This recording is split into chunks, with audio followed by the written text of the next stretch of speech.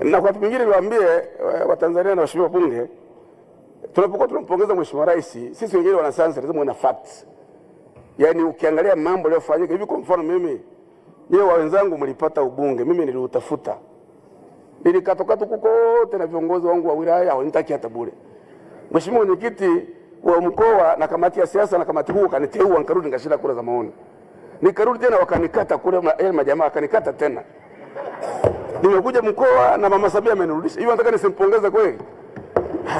Haiwezekani, yani mimi ukinizuia nisimpongeze Mheshimiwa Rais, utakuwa nitendei haki. Alafu sasa kwamba mimi nilikuwa naibu waziri wa muungano wa mazingira akiwa makamu wa rais, amenituma kazi. Kwa nini mjua vizuri kwa utendaji wake wa kazi na udhubutu. Yako mambo mazito mama ameamua amefanya hapa. Kabisa. Sasa haya mambo haya ambayo ilikuwa ni viporo vile mrefu, aliwaambia kazi itaendelea, imeendelea hivi. Sasa tuchambue mambo haya namna ya kuzungumza. Kama kuna ukweli tuuseme na ukweli tuweka huru, kama kuna mahali tukosoe na watu wapokee hivyo. Twende na taifa na namna hiyo. Na msahau kama mimi ni mjukuu wa baba wa taifa. Kwa hiyo muhimu sana kuliweka.